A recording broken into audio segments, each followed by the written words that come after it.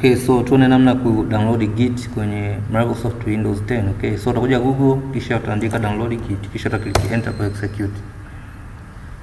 Okay, so now utakuja click Git for Windows. So now utaklik.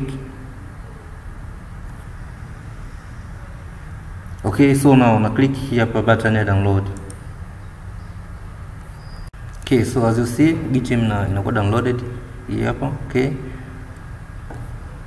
Okay, so now to click browse folder. Okay, so now to double click kwa ajili ya kufanya installation. Okay, so now click next. So location, so left default, click next. Okay, so acha default, then click next. So yes, of course click next. Okay, so now left default, click next, then next. Okay, then left default, next, then next. Okay, next. Okay, next. So next and next. So left default, next. Okay, next. Okay, so just install.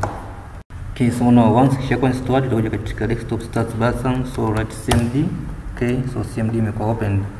Okay, so now write git space then minus then version. Okay, so you can see current version is here. So kuja katika web browser. Okay, so now you can see version ni hii hapo 2.40.0. Okay, so now kwenye command prompt you can see version 2.40.0. Okay, so next video ya kucheck katika next tutorial how to connect GIT-BASH, okay, and GitHub account using SSH key. Okay, how to push project to GitHub and how to pull project, how to fork, okay, and how to commit, okay, and how to request, okay, and how to contribute other projects in fork. Okay, so now unaweza kuwa na project ya website, unaweza kuwa na website or Android application, any project ambayo inahusiana